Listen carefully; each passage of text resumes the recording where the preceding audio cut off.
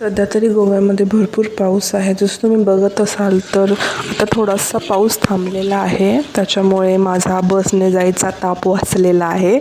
कारण माझ्या मिस्टरांचे पण आज काम आहे पणजीमध्ये, त्याच्यामुळे मला ते सोडायला येणार आहेत. आणि तसंच हा एरिया जे आहे, या एरियामध्ये मला ॲक्च्युली रूम हवी आहे. कारण खूप सुंदर एरिया आहे हा, आणि खूप झाडं वगैरे. कारण माझी पहिल्यापासून अशी इच्छा होती की मला अशा एरियामध्ये राहायला जायचं आहे, आणि ती फायनली कंप्लीट झालेली आहे. आणि आता आम्ही ॲक्च्युली चाललो आहे की पेट्रोल घेण्यासाठी. कारण इकडे लोकलमध्ये आपल्या इकडे नसतं, पण इकडे लोकल शॉपमध्ये पेट्रोल भेटतं. कारण जे पेट्रोल पंप आहेत ते पणजी साईडला आहेत आणि आम्ही आउटसाईडला राहतो. त्याच्यामुळे आता आम्ही एका लोकल शॉपला चाललेलो आहे पेट्रोल घेण्यासाठी. आणि ती मुलगी जी दिसते ना, ती रोज माझ्यासोबत बसमध्ये असते.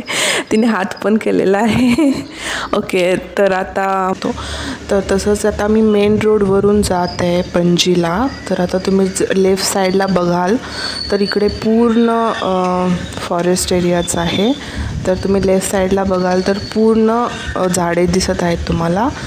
तर त्याच्या खाली आम्ही राहतो, पण आम्हाला फिरून असं पणजीला जावं लागतं. मिस्टर थंब करू नयेस तोपर्यंत मी इकडे थांबते. गार्डन आहे, खूप सुंदर असं हे गार्डन आहे. आता माझं फायनल डेस्टिनेशन आलेलं आहे. जर तुम्ही बघत असाल तर इथं मी काम करते. हे पाटो एरिया आहे. इथे IT पार्कसारखे सगळे ऑफिसेस इकडे तुम्हाला भेटेल. बँक, IT कंपनी, फायनान्शियल वगैरे सगळे तुम्हाला इकडे भेटून जाईल.